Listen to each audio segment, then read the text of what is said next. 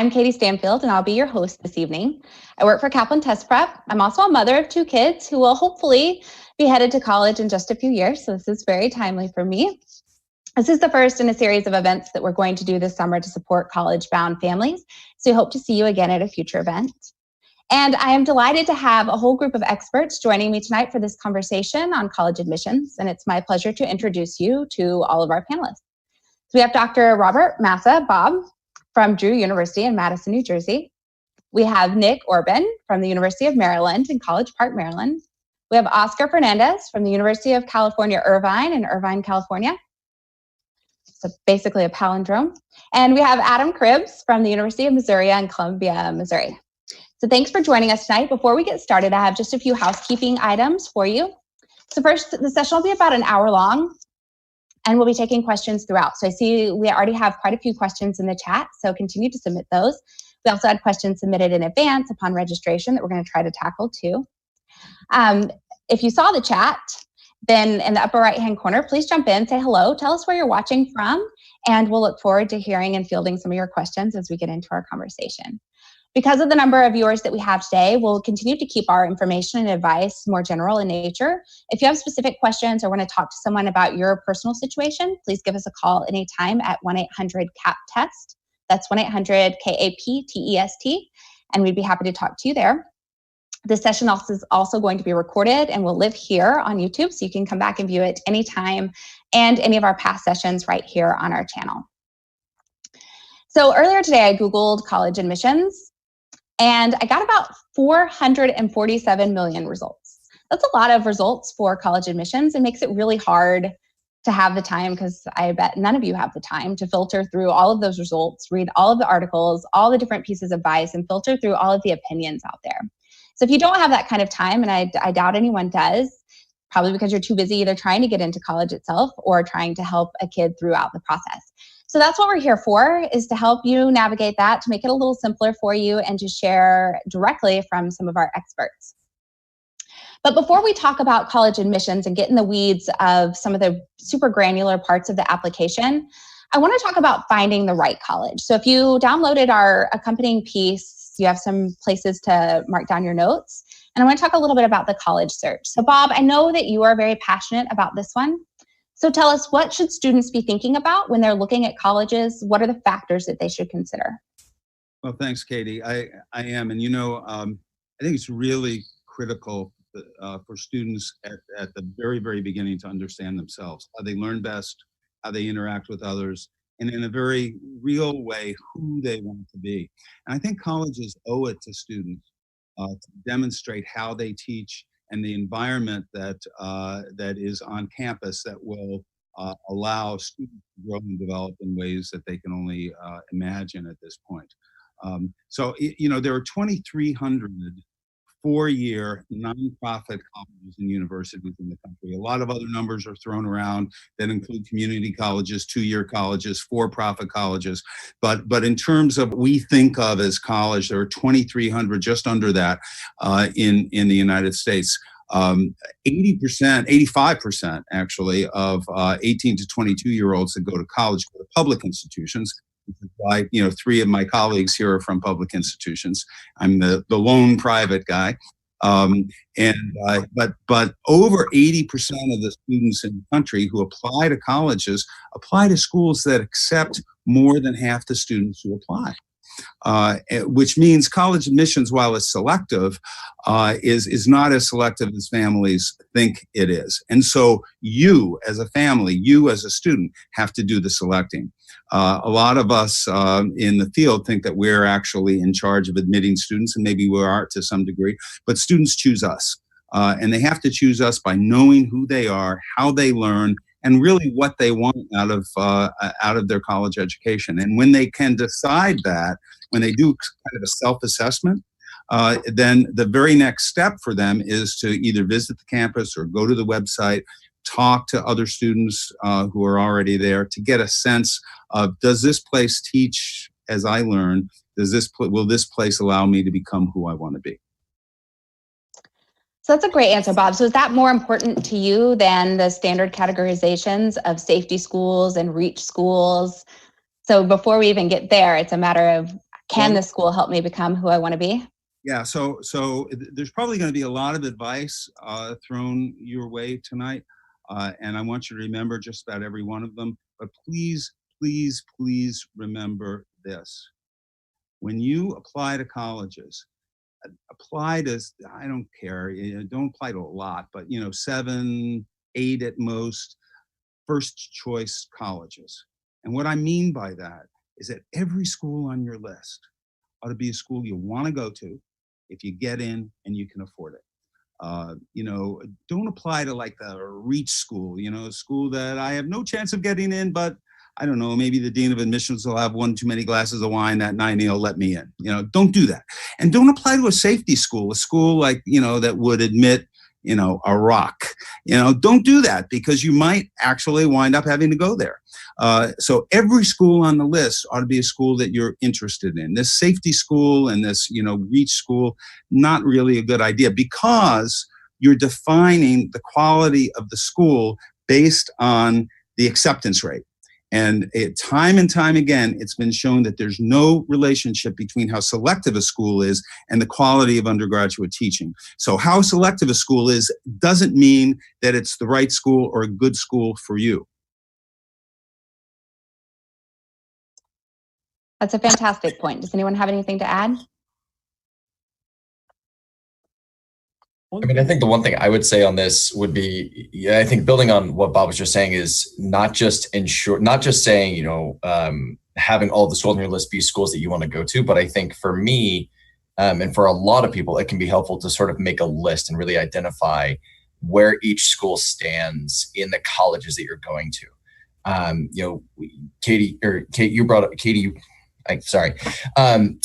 the points of like safety schools versus reach schools. And, oftentimes we see that reach schools, which are going to be those schools that are a little bit of a reach that students may not be quite as competitive for, are going to be at the top of the list. Whereas those schools that are safety schools, where students might say, they feel very competitive, they think they're very likely to get into that school, those are going to be more towards the bottom of the list. And students maybe have a higher desire to go to those schools that are at the top of the list. So even still, regardless of how your list is organized, it can be helpful to rank them so that you have a good idea saying, okay, if I get into school number 1, I know I'm going to go there. I know that if I get admitted to school number 2, I'm still in a really good spot, even if school number 1 doesn't admit me.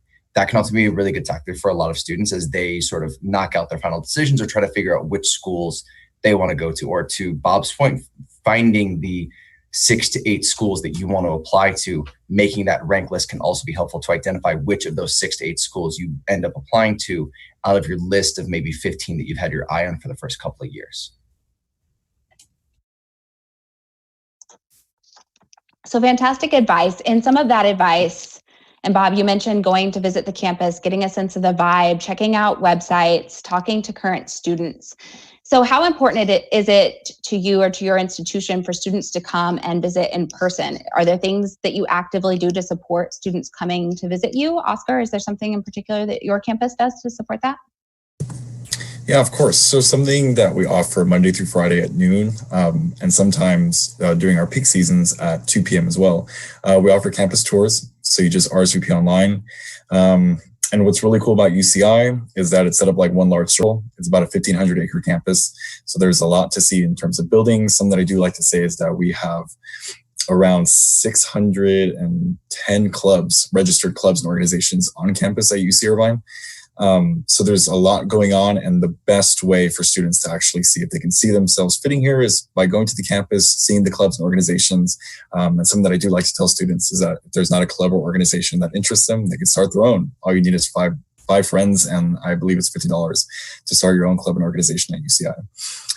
So it's very important, right, to come to UC Irvine. And if you have like any special need, you can actually just give our Office of Admissions a call. And even though we do receive a large number of applicants, we as a university really pride ourselves in terms of giving that #1 best customer service or best attention to that student, whether it's 1, 2, 3, 4 students.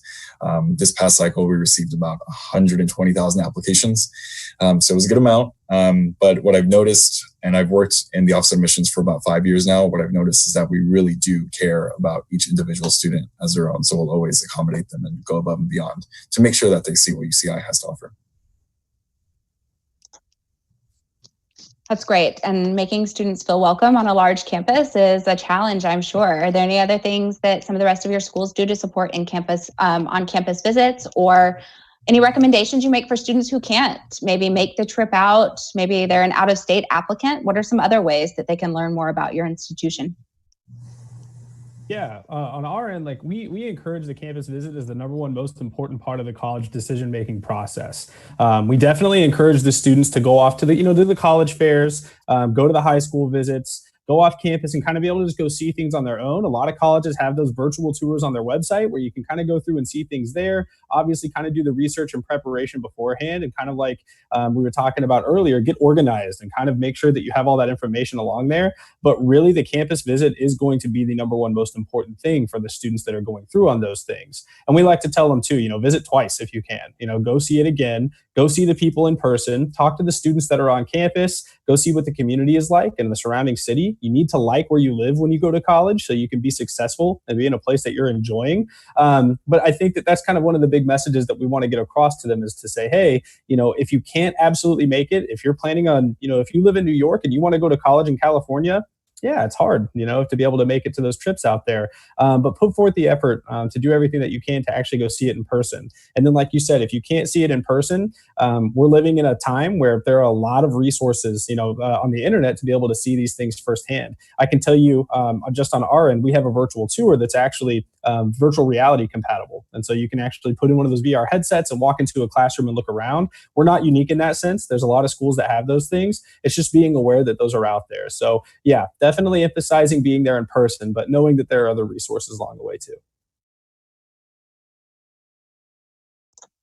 That's great. And we hear a lot from students how important it is and how much of a desire there is to talk to other students who are on that campus. Bob, did you want to add something? Can I just insert one thing here?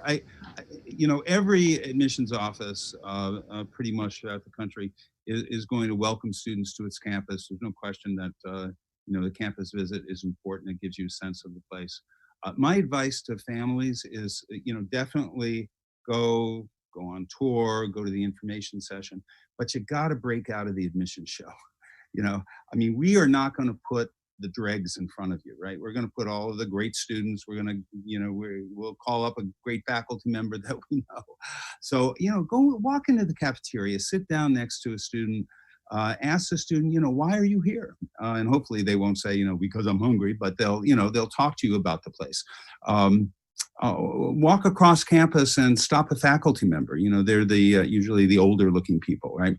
And ask them the same question. What do you enjoy about teaching here? What's special about this place? So hopefully what we put in front of you and what you find out yourself will be congruent.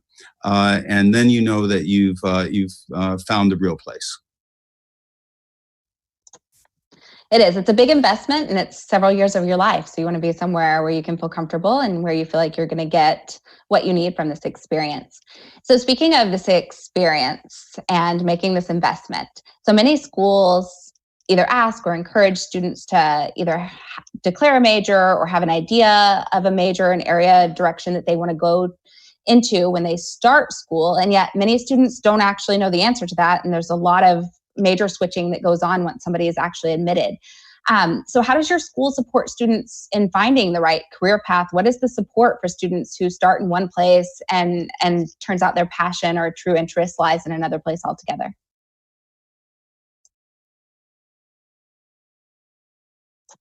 Go ahead, Oscar. Cool. So at UC Irvine, we have something called Undecided, Undeclared. So for freshman applicants, it's literally a program that will accept you with the understanding that there's not a major that you're particularly comfortable declaring yet. And they have a great support system in terms of counselors that'll help you not only choose the courses and tell you like what courses you need to be taking to stay on track, but they also guide you in terms of a big thing at UC Irvine. Around 90% of our seniors have participated in it is research. And that's across the whole UC system. We're very big on research. So even if you come in as undecided, undeclared, you still get to participate in undergraduate research, which looks great when you want to go to graduate school, when you start applying to jobs. So the Undecided Undeclared program is great for students who are figuring it out still. And let's say you come in as a bio major and you're like, this is not for me.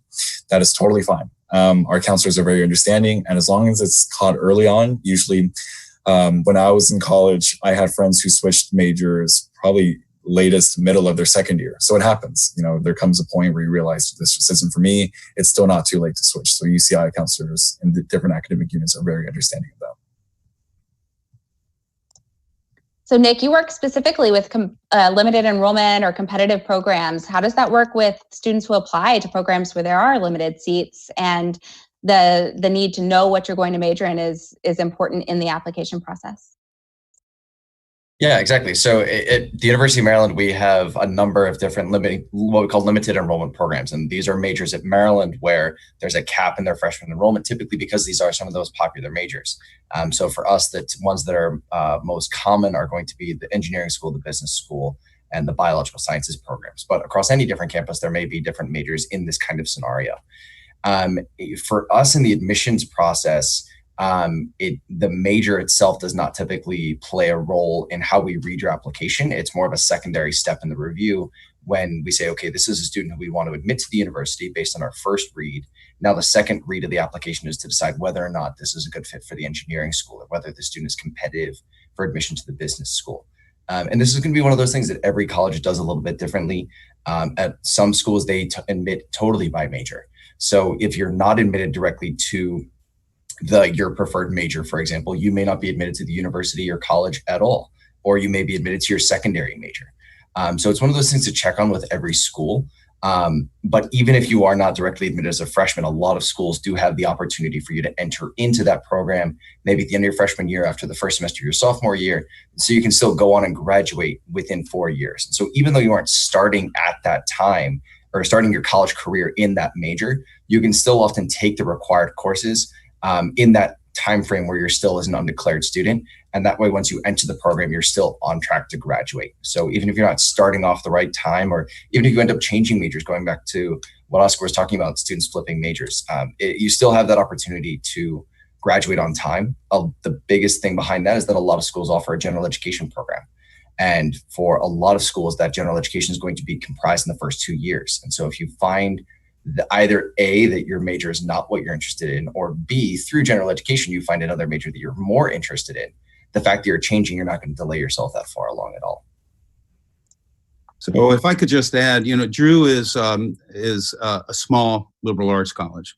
And what I found out through my research is that the word small is not enjoyed out there. And the phrase liberal arts is misunderstood. So we're in a great position. Actually, we are. I mean, we're 30 miles from New York City, so we're in a really great location. But particularly for a liberal arts college, I think it's important for students to come in with an open mind. Now, many of our students come in thinking they're going to major in something, and most of them stay in that major, but a good number of them don't. And that's one of the beautiful things about a liberal arts college, because it does allow you that flexibility. You're not admitted into a major. And by the way, that term liberal arts, all it means is the study of pure academic disciplines. So for example, economics is part of the liberal arts. Business isn't, even though we have a business major.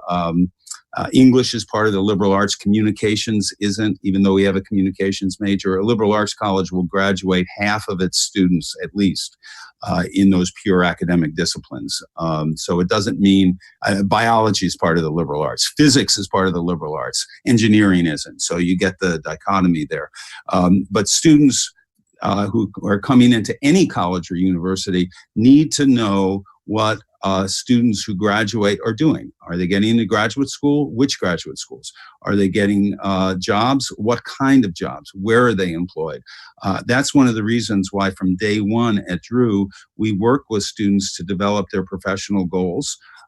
We assign them a career mentor, and we're going to, and we also assign them, of course, an academic advisor. So kind of career planning from the beginning is really, really, really important, especially today with the cost of higher education being what it is. That is a fantastic point. And we did have some questions around if you're not sure about your major and if you switch majors, does that extend your time in college? In some cases, yes. But as Nick outlined, if you take some of those beginning classes and those are core classes, then that minimizes the impact of extending your time. Adam, are you able to go into the University of Missouri as an undeclared student? And if so, how does one navigate that process of declaring a major and switching into an actual degree path program? Yeah, students come in undecided all the time. It's definitely something where we have different departments that have their own direct admission requirements, but it's not required across the board. If you want to come in undecided or undeclared, you're more than welcome to do so. And we actually have dedicated advising for our undecided students. So a really great resource to kind of help them navigate the waters and work towards, taking classes during those first 2 years, like was mentioned earlier. Hey, you got to knock out your general education classes anyway. Let's work on that during the first 2 years and kind of put you in a myriad of different programs to kind of explore your strengths and interests. And then hopefully during that sophomore year, you're going to kind of start to narrow that down and nail down exactly what it is you want to do and work towards that degree path. So not only are there a lot of options, we're a bigger public university, just over 30,000 students. We have over 300 programs to choose from. So sometimes that's overwhelming for an incoming student to kind of look at and say, hey, how do I know exactly which one of these things is going to be what I need, to get me where I want to be? So that's what our dedicated undecided advising kind of does, is not only let them kind of explore the different career paths and the different, majors and things like that, but also help them figure out what their passions, what their strengths and things like that are. I always like to tell students too, it's great, if you do kind of want to come in and have some different, a little bit more flexibility and working those things out, it doesn't hurt to have some credit whenever you come in, either through AP, through IB, through dual credit, things like that. It opens up your first 2 years a little bit, so you're not so focused on just the prerequisites and general education classes. You can explore and maybe take an anthropology class, maybe take a physics class, things like that, to really kind of gauge your own interest in those too. Yes, sometimes that passion is just one class away from being discovered and unlocked. So exploring is one of the important parts of going to college and starting this education journey in general. So Bob, earlier you mentioned and highlighted the fact that college is an important investment. As you can imagine, we've received lots of comments and questions around financing a college education. So let's talk specifically about Merit Aid. So Adam, I want to circle back to you on Merit Aid, and then I'd love to hear from all of you. How is Merit Aid determined at your school? Which factors matter most? So we are generally looking at just a couple different factors. We do, with our scholarships and things like that, we have our automatic scholarships that are pretty much determined by your ACT or SAT score, along with either your class rank or something that we calculate that's an equivalent to that called core GPA. We know a lot of schools are moving, so many schools are moving away from class rank across the Midwest here. And so we're seeing a lot more people coming in saying, hey, I don't go to a ranking high school. What do we do? Well, we calculate a GPA off of their core classes there. So really, it comes down to test scores and GPA with those things. We do have some Merit Aid that's available through each individual academic department as well. And so there's a lot of variation between how that's determined, but that's really going to start based upon, your application when you're coming in with those test scores. I mean, that's really the first thing that gets looked at when they're getting those things. That's very helpful. Bob, since you're a test optional school, I know still most of your applicants do come in with test scores. How is Merit Aid determined at Drew? Well, we look at certainly the curriculum and grades of a student. We do look at test scores for our top 2 scholarships. There's not a linear, I can't say, if you have a 3.75, you're going to get this scholarship. A lot of it depends on the strength of the curriculum and the academic performance. And as I said, the test scores. I want to make it clear, though, that the term merit scholarship is really a misnomer. Colleges inherently don't reward students for how great they are. I'm sorry to, there is a Santa Claus, Virginia, I guess, but it's not merit scholarships. Merit scholarships are really designed to change enrollment decisions, right, from college A to college B. Schools compete against one another. That's the reality of it. That's the transparency of it. Now, that said, students who are better academically, who have performed better academically, are going to get a higher merit scholarship at any particular school. But the other thing to remember, too, is that if you believe what I'm saying, that merit scholarships are a tool in a way for a college to persuade you to go to their school rather than another school, then schools that are more selective in admissions than others are going to, in general, offer fewer and lower merit scholarships. So the less selective a college is, the more they're going to offer merit scholarships, right? Because they need to entice you to enroll away from a college that might be a little more selective, where you would get less money. So in that way, I don't want to give you the impression that this is a game, because it's not. But in that way, every college is going to have different criteria to determine the value of their merit scholarships. Probably more information than you wanted to know. No, it's good and helpful. This is the whole point of this panel, is to go inside, to get a little inside baseball on the college admissions process. Nick, what about University of Maryland? Yeah, so we operate pretty similarly to how Adam described the way that Missouri offers their merit scholarship process. For us, merit scholarships are going to be based on standardized test score performance, so either the SAT or the ACT, and then overall academic performance from the high school transcript. For that particular piece for the high school transcript, and especially when it comes to review for merit scholarship, we're looking at two big things. We're looking first at the overall academic performance, the grades that the students gotten in their courses throughout high school. And then we're also going to be looking at the rigor of the courses that the student has selected. So if the student has the option to take honors or AP or IB level courses, we're looking to see if a student has taken advantage of those and taken a challenging curriculum that prepares them for the rigors of college classes. To a degree, when it comes to merit scholarships, we do also look at academic trend. Academic trend plays a much bigger role in the overall admission process and considering for admission to the university, and it plays a little bit of a lesser role when considering for merit scholarships. And so that concept of trend is going to be looking at how students progress from year to year to year throughout high school. So freshman year wasn't great. Junior year is really your best year yet. You're on what we are going to call an upward trend. And that's going to help to play a big role and kind of show us your top academic talents at the last phase.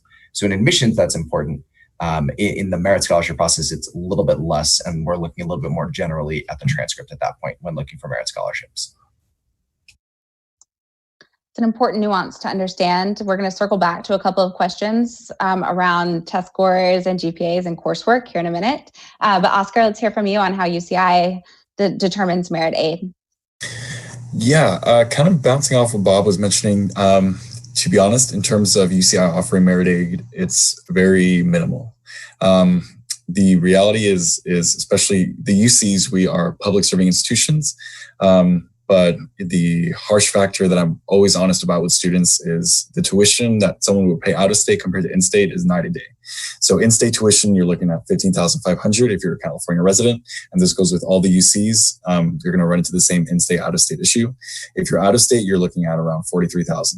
So it's a huge jump. So what I tell students, and I just graduated UC Irvine last June, and I had plenty of friends who were out of state too. So I would always ask them, like, how did you afford it?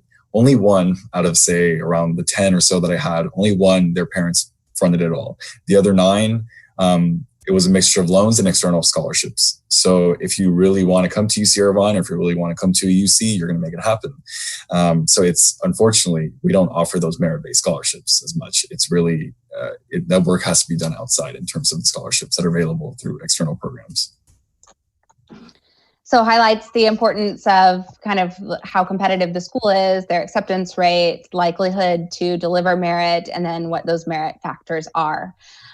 So Nick, I want to circle back to what you mentioned earlier around test scores and coursework and how important that is. We get a lot of questions around GPA and poor GPA and or lopsided, like what students view as a lopsided application profile, where they either have a great GPA and less than stellar test scores, or vice versa, so high test scores and a lower GPA. So in situations where a student may look to be two separate people on paper based on the discrepancy between a GPA and a test score, how do you evaluate and or reconcile someone who would consider themselves more of a lopsided applicant? Sure. And I think when it comes to kind of the admission process in general, what's important to know is that for a lot of schools, we use what's called a holistic review process. So we're looking at a lot more than just test scores and transcripts when making that final decision. We're looking at essays, we're looking at resumes, reading the recommendation letters that we get from teachers and school counselors. We are really looking all across the board at all of these different components to help us make that final decision.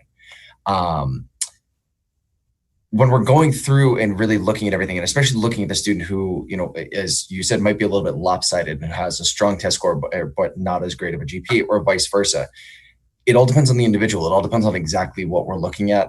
Maryland, we're a relatively selective school. Our admit rate hovers around 40%, depending on the year. So a lot of times we may be looking for a student who is strong in both of those areas.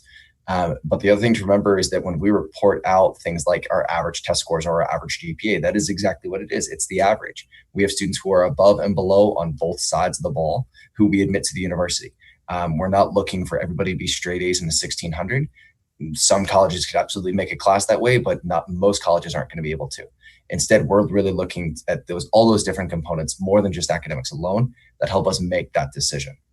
So to those students who are in that position of being lopsided, I would say really play to the strengths of the other sides of your application too. Really, try to emphasize and strengthen as much as you can some of the pieces that are in your resume, or really focus on that essay in these last few months if you're a rising senior, to make sure that, when we're getting to the application, if your transcript and your high school GPA is not exactly where it is, make sure that that's really kind of the only blemish on your application, that we can look at other strong points as you go through. And that's really kind of this whole concept of holistic admissions, right? Is looking at the person as an entire unit, not just boiled down to the numbers that you list out on an application.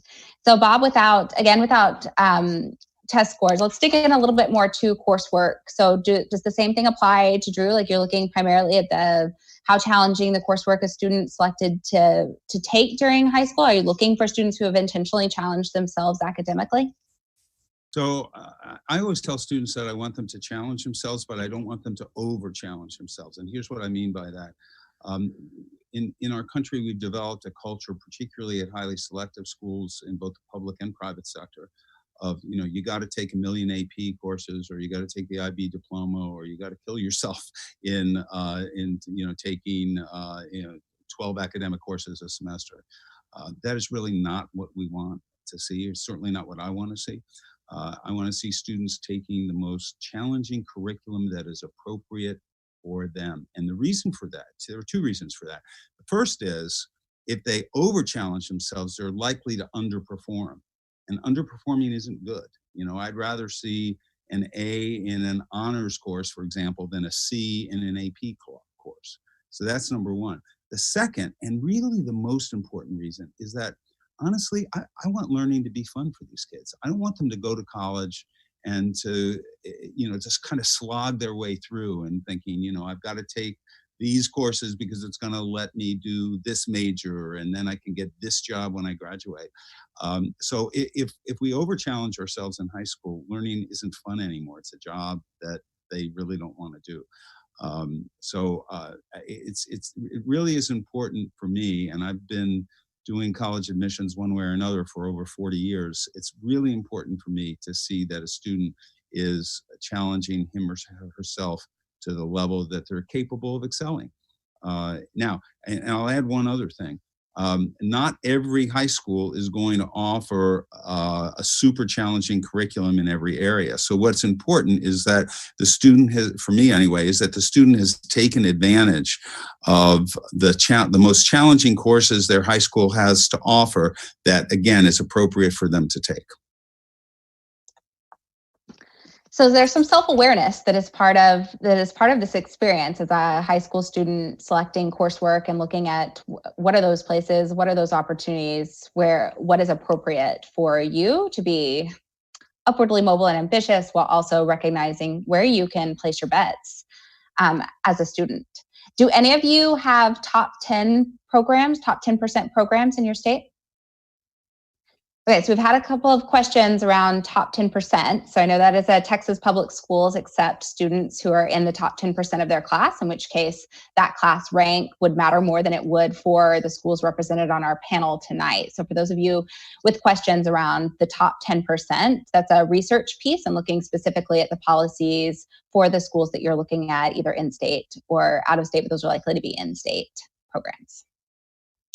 So Adam first and then Oscar, I just want to hear some of your best advice, because we do hear this a lot of students who are stressing out about scores and extracurriculars and AP exams and PSAT scores. And there's just a lot of stress about, again, the numbers part of the application. What is your best advice to a student who is really stressed out about meeting these or hitting something, or everybody is saying that I need to do X? What is your best advice to that student? I think Bob and Nick pretty well nailed it on the head by saying, like, this shouldn't be something that you're having to torture yourself through. Build on your strengths and do what you do well. For admissions purposes, we do have a sliding scale at Mizzou. We're kind of a balance of access and, kind of being an elite educational institution. We're kind of a 2-in-1 university in the sense that we're the flagship research institution and the land grant institution in the state. So we spend a lot of time talking to students that may be struggling with those AT scores, but really want to find a way to get here. And what we tell them is that there's always some sort of way, and depending upon the college that you're looking at, some are going to be a little bit more strict on those things than others, but there's always some sort of way to kind of accommodate and to kind of work and account for, maybe that one weakness on your application and saying those things. I completely agree in saying, with what Bob said, like, don't completely overwork yourself. If there are colleges that are looking for involvement and looking for ways to kind of build your resume to be able to be admitted there, 90% of the ones that I've talked to have said, we want to see you do 1 or 2 things really well, then do 8 or 9 things kind of poorly, and kind of what he was saying along with that.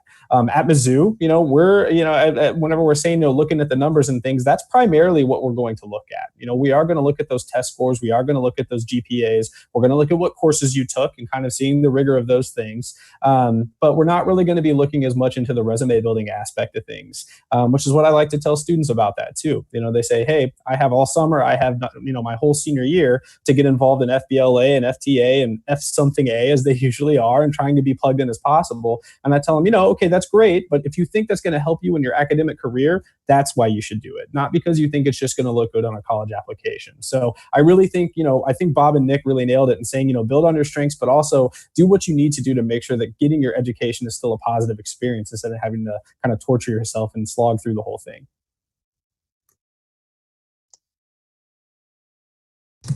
So I'm going to try my best to, say something that hasn't not been said already. You all did a fabulous job. So something that I do like to mention is that the UCs, we use the same application. So anything that UC Irvine is going to see is the same thing that UCLA, UC Berkeley, UC San Diego, UC Santa Barbara. We're all going to see the exact application. And we all take the holistic approach. So for out-of-state students, you need a 3.4. So something that I do like to mention is I've seen many students get in with lower GPAs because they had an interesting personal insight question response. They had really good involvements. They showed passion, and they not necessarily overcame something, but they showed that they're ready for to pretty much change the world, as cliche as that sounds. That's a big thing in the UC system. We want students who are career-oriented. They want to change something about this nation, about this world. There's something that they're passionate about. And I've seen a lot of students with awesome GPAs. The average GPA for freshmen this past year at UCI was at around a 4.10. And I saw some students get in that did not get in with 4.0s. I saw a good handful of students did not get in with 4.0s. And that's just because we take the holistic approach. So you can be a straight A student, but if you chose to stay home and play video games all day or didn't really want to get involved, not saying that there's anything wrong with video games. UCI has a top 5 program in esports. I think we just won the national championship last week in League of Legends, for anyone who likes League of Legends. So yes, we will definitely take into account any interesting circumstances. Obviously, the culture that you come from, the environment that you grew up in, it all gets taken into account in the application. So kind of like what my colleagues mentioned, it's not just about the grades. And drives home the fact that there is a school out there for everyone, if you know who you are and what you're looking for. So the essay, so I'm glad you guys, we talk more about holistic admissions. So the essay continues to be a place where students can really communicate about who they are outside of the numbers or the quantitative factors of the application. So there's a lot of questions out there about essay, how to stand out as an essay. There's lots of questions around, do you actually read essays? And if so, what role do they play? So Bob, I'm going to start with you on what is the real opportunity that a student has with an essay, and what's the best way to get someone to actually read it? Well, I think the essay gives a student an opportunity to give us as admissions officers a peek inside of who they are. It's really an opportunity to tell us a little bit about yourself. Now, I do have some advice to give here, though. Having read, probably tens of thousands of essays in my career. First of all, never answer the question literally, because frankly, when you do that, it's kind of boring, right? Secondly, never answer the question in the first paragraph, because if you do, we don't have to read the rest of it, right? And you've spent a lot of time writing it. I think essays are increasingly important because a lot of students are showing good academic performance and good test scores. So essays become a differentiator. I'm not sure I would have said that about 10 or 15 years ago, but they have become, I think, more important in the process. And yes, admissions officers do read them. I have assurance even from a good colleague of mine at UCLA, who last year got over 100,000 applications, just like UCI did, that they're actually read. Now, of course, in a small college like Drew, where we get 4,000 or 5,000 applications, we read every essay. But really, the best advice I can give is write a narrative that's going to give some sense of who you are as a person. The best essay I've ever read, and I use this all the time anytime I speak about college admissions to high school audiences, was written by a young man. I'll even give you his name. In 2002, he applied for admission to the college I was with at that point. His name is Peter Kuhnhart, and he wrote an essay. He answered the question, tell us a little bit about the most important person in your life, and why that person was important. Now, who do you think most kids write about? They write about their mother, usually, not fathers. They don't care about us. Usually write about their mothers, or, a coach or a grandparent. Peter wrote about Arthur the gardener. Arthur the gardener was the most important person in his life. Now, if he had written that essay like this, if he had said, Arthur the gardener is the most important person in my life because he taught me about gardening, he taught me how to do a really good job, take pride in my work. I've incorporated that into my behavior every day. I'm a better student because of it. And that's the essay. I wouldn't have remembered it. Instead, would you like me to read just a little bit of it, Katie? Yeah, we'd love to hear it. Yes, I think a line would be a great example for our audience. Just a little bit. He starts it out like this. He called it his greenwood tree, a tall white pine that towered above his neighborhood from across the railroad tracks. The town wanted it cut down, but he wouldn't hear of it.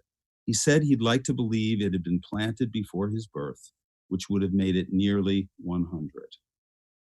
Now, that's how this kid starts out the essay. I've got to read the rest of it because I have no clue what he's saying, right? So I've got to read more of it. He goes on, Arthur was 96, the youngest son of a former slave from South Carolina.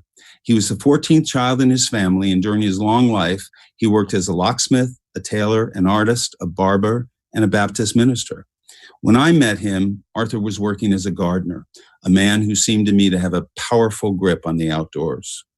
Each Tuesday morning at 4:30 a.m., I would wake up to his whistle outside my bedroom window. I don't know how he saw his way around in the dark, but he did. And as I lay listening in my warm bed, he would eventually break into a spiritual song. He called it his work music. So now I've got this image of this kid, a privilege, right? He's lying upstairs in his bed at 4:30 in the morning, and there's this 96-year-old black man, son of a former slave, who's working his property, right? And yet this kid is telling me this man had the most impact on his life. He goes through some other things about Arthur, and he ends it this way. When Arthur got sick and he was in the hospital, and he says, when I visited him in the hospital, I told Arthur that while he was sick, I would keep the land in shape.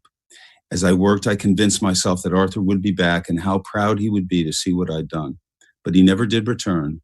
The day he died, I worked outside all day long and into the evening, my mind spinning. Recently, I drove past Arthur's house and noticed that the greenwood tree had been cut down. A new family sat on his rickety front porch. As I drove home, I listened to his early morning work music echo inside my head. It was the song of my friend and a teacher of much more than just gardening. It was the song of a very simple and decent life that helped shape who I was to become. So aside from the tear-jerking factor there, right, this really gave me an insight into who this young man was. He told me a story. He knew what he wanted to say. He knew what he wanted to convey. He did it through a story. Very, very powerful. Written in 2002. Favorite essay of all time. I love that so much. I think this is a piece, we get lots of questions on this. A lot of people have said, I don't have anything that I've had to overcome in my life, or I'm boring, I'm average, I don't have this great story to tell. And I think that example you shared, Bob, is a way that somebody who could have come across in a very different light didn't, through powerful storytelling. And essay is also something that you can work on. Like, that's not set. Your GPA gets harder to influence the further you get in your academic career. Test scores, there's limited times that you can take them, but an essay is something that you can continue to craft, and is something that that should be worth spending a little extra time on. Any other advice on? I would just say, if I could, that if anybody out there is applying to any of these 4 schools, and one of us reads an essay that starts out, Sam the barber was very important to me, we're going to know where he got it from, so don't do that. Great point. Great point. We're watching. Any other advice from our panelists on essays, things that you're looking for, or the opportunity that presents at your institution specifically? Go ahead, Oscar. So the UC system, you have a choice of, there's 8 personal insight questions, 350 words each, and you get to choose 3 of them. One's mandatory. And what I tell students, and what I've noticed this across the UC system as well, kind of like what Bob mentioned, the UCs were getting thousands of applications. So say this past cycle, this was my first cycle actually reading freshman applications, and I myself read around, I think the exact number was like 1,300 personal insight questions. And yeah, we read every single word you send over to us. And typically we tell students to get straight to the point. At least for the UCs, we really want students who know how to write, but know how to write about themselves too. So it's finding that tough balance of, you want to show that this person had an impact on you, but it's at the end of the day, the way we're viewing it and the UCs view it, it's you're the one applying to school. So something to keep in mind if you're at least applying to the UC system is focus on what you can bring to the table. And yeah, kind of like what Kate mentioned, it's the whole stigma of, well, I don't have something that I don't have like a tough circumstance that I had to overcome. That's totally fine. We have questions specifically designed for those students who had a plain life in their opinion. So it's totally normal. So just in terms of evaluation side, when we read these, just get straight to the point on our end and make sure you focus on yourself.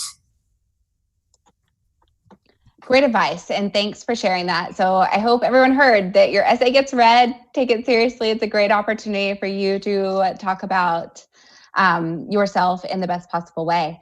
So Nick, I want to ask you a little bit. We've had several questions come in. I think some of it is the timeliness that is June, and some of it just general questions about summer activities. So we have a lot of people asking, what should they be doing over the summer? Are there particular things that they could be doing to boost their potential status as an applicant in the summer months? Sure. And I think the answer can vary depending on what year you are in school and sort of where you are in the college search.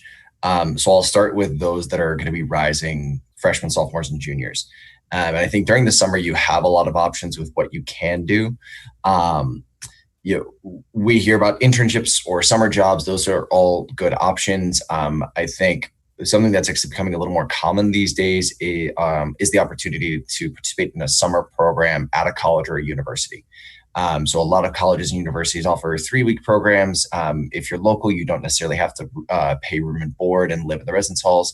If you're coming from somewhere far away, they do offer these residential programs and options so that you can stay at the program for 3 weeks at a time or even longer perhaps. But these are great options for students who want to maybe explore a school. And so if we go back to the conversations we had about lists and identifying your schools, this could be a great tactic because you could spend 3 weeks on a campus. You get to live in the residence hall. You eat in the dining hall. You're taking a college class at that school. You really get to see what life is like at that school for 3 weeks. And that's a really great indicator that you can say at the end of the program, yeah, this is a school where I'm in and I really like it here. And I would love to apply and hopefully get in the admission process. Or you say at the end of the 3 weeks and say, I'm glad I did this because I realized this school isn't really for me. And either option can be great. They can both be beneficial. Ultimately, what we would like to see students doing is just doing something productive with the summer. Watching Netflix and playing video games is one way to spend the summer. And I'm jealous of all those who can do that with their summers. But especially for students who are applying to college, there are lots of ways that you can make it worth your while. And even going back to Bob's point of, taking courses and kind of making sure that coursework remains fun.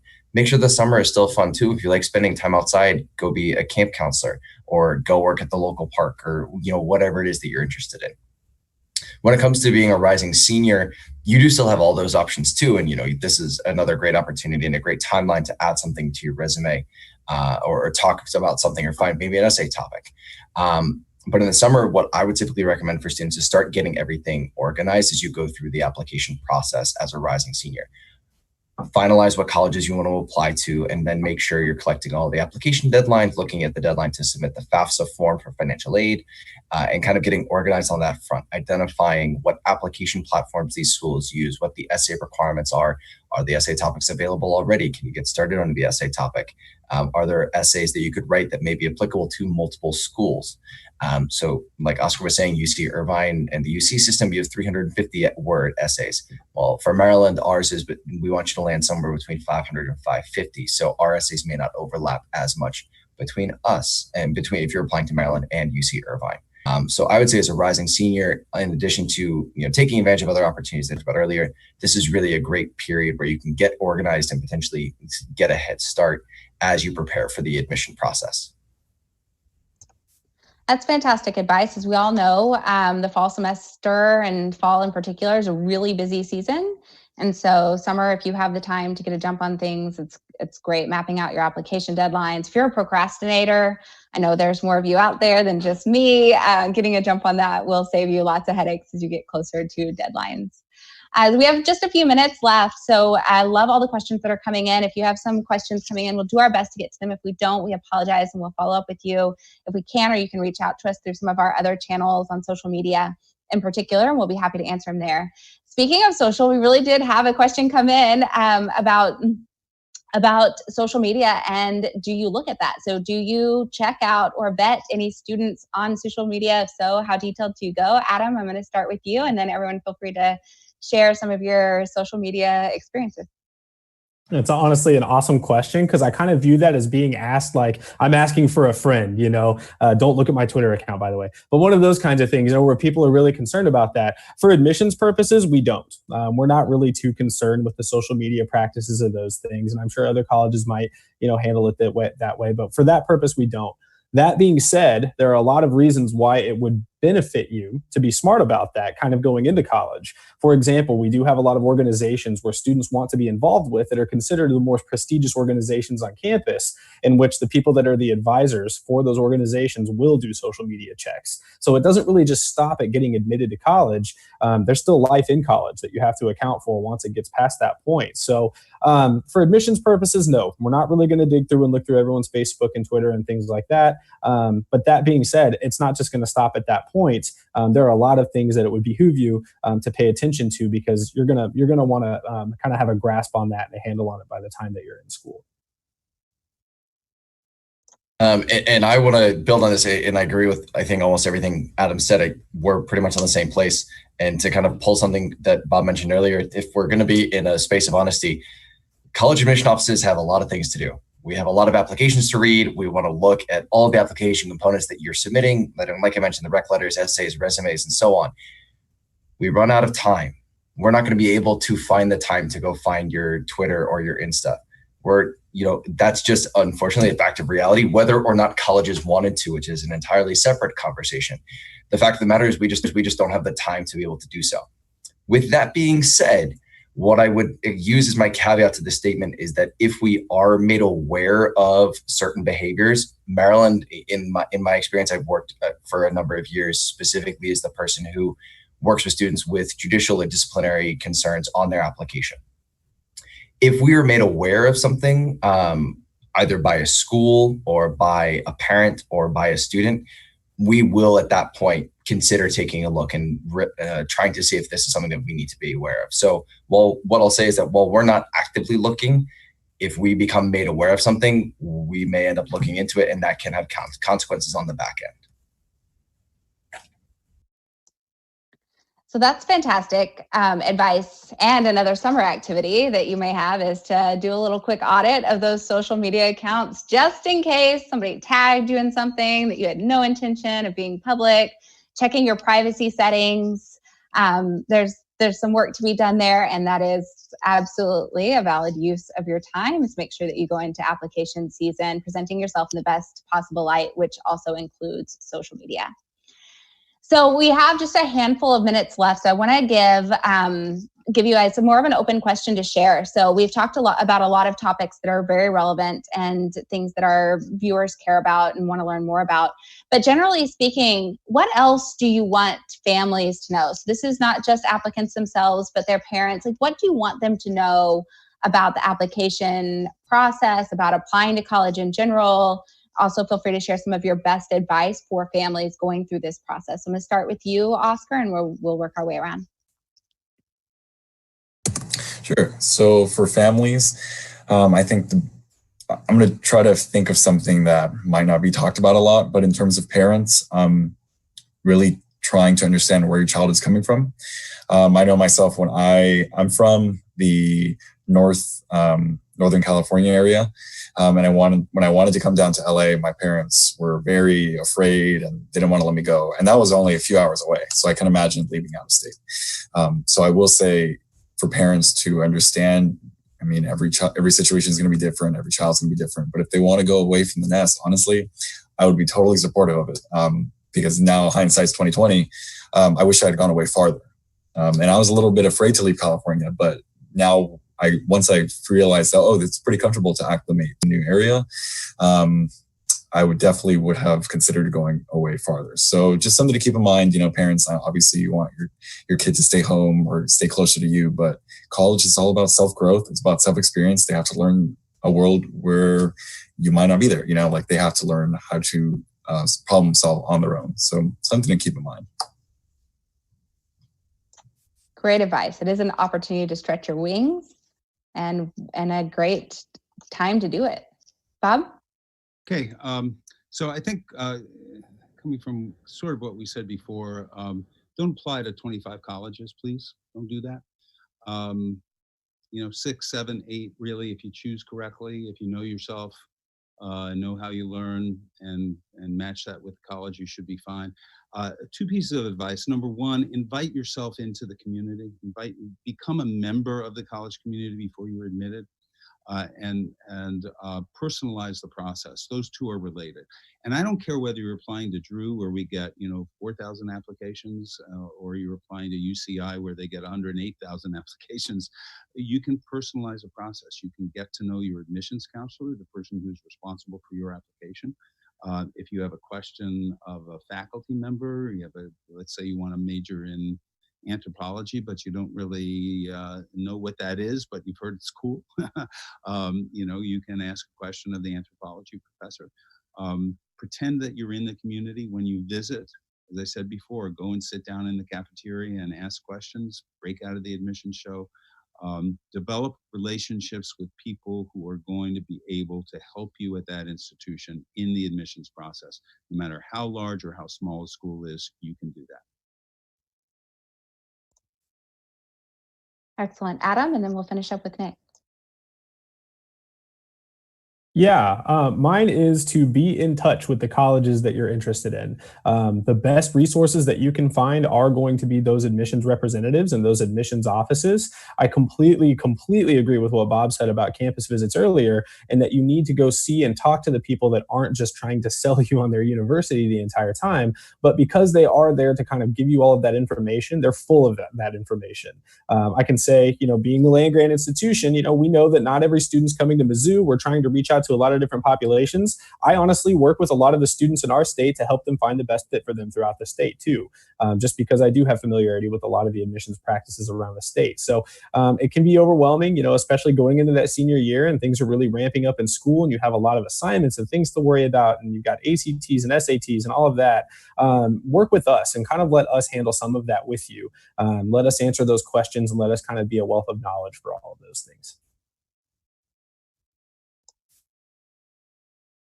So I'll wrap up on a fun and happy note. And the one thing that I always try to work with families when we're going through this process is to remember that this is a fun time for everybody in the process, for parents and students alike. It's a really great opportunity to cash in on a couple extra vacations and go check out different parts of the country you maybe haven't been to when you're visiting colleges. It's a really great opportunity to really let the student explore where they're going for the next 4 years. And hopefully it's only 4 years, 5 if you're lucky. But at the same time, what I always try to tell students too is you as a student make the majority of the decisions in this process. You decide where to apply to college. Colleges decide whether or not you're admitted, but you make the final choice of which college you're going to. And so by holding the majority of those major choices in your hands as you go through the process, you get to hold the power and you get to make this process exactly what you make of it. So have fun with it, enjoy it. It's a very exciting time, and it's something you're going to remember for the rest of your life. Yes. So I love that. I love ending on the idea that this should be as fun as possible. This is a great and important part of your life. And you're right, Nick, like this is one and an experience that you'll look back on. There'll be friends that you have for the rest of your life that you met in college, and it's part of becoming who you are going to be as an adult. So thanks to all of our panelists for joining us and sharing your experience and your honest advice for our families. For those of you watching tonight, if you're interested in learning more about how to manage the stress of this whole experience, we'll be back on July 11th to talk about and to share with an expert from a family counseling service about some of the best ways that you can manage the stress of this whole process, not just applying, but making the transition to college, which is a big change in everybody's life. If you still have the SATs ahead of you, you can join us for our free prep week, June 23rd through 27th. We'll be sharing the link in the chat. There's plenty of time left to influence that part of the application for some of you. And if that's an opportunity that's still available to you, take advantage of this. Thanks again. If we didn't get to your question tonight, we apologize, but we're going to send them back to our panelists and hope to follow up with some of you through some other channels. Thanks for all of your engagement and interest. And again, to our panelists for being game and sharing all their thoughts with us. We appreciate you, and we appreciate you watching us tonight. Thanks again.